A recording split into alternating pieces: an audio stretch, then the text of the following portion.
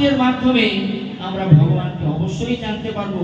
কেননা ভগবান নিজে বলছেন তত্ত্বদ্রষ্টা, যেখানে সেখানে গেলে হবে না। 12 ভেজালি তত্ত্বদ্রষ্টার কাছে গেলে হবে না যে আমি সব যাবো, সব পাবো।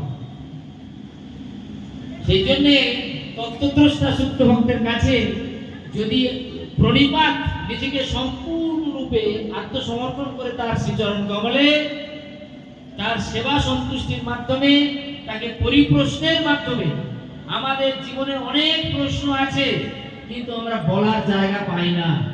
আর যেখানে বলবো হিতে বিপরীত হয়, হয় কি হয় না? আমি ভালোর জন্য বলবো, দেখবেন সে আমাকে উল্টে অন্যরকম করে ফেলবে। কেন না এই জগতে প্রশ্ন কি জানি না, আর প্রশ্ন কার কাছে বলতে হবে জানি না, আর প্রশ্নের সমাধান কিভাবে আমি পাবো তাও আমরা জানি না। ভাই এই জগতের প্রশ্ন এই জগতের মানুষও দিতে পারে না। তাই প্রশ্ন যদি করতে হবে, বলা অতাথ ব্রহ্ম জিজ্ঞাসা। আমাদের জীবনে জিজ্ঞাসা চাই, শুধু কি খাবো, কোথায় ঘুমাবো, কিভাবে স্ত্রী পুরুষের সঙ্গ হবে, কিভাবে আমি আত্মরক্ষা করব, এইটা জীবনের প্রশ্ন নয়। এটি এত সামান্য মেথড যা পশু ভিড় করে না। এসব প্রশ্ন পশু করতে পারে, পশুদের মধ্যে দেখা যায়।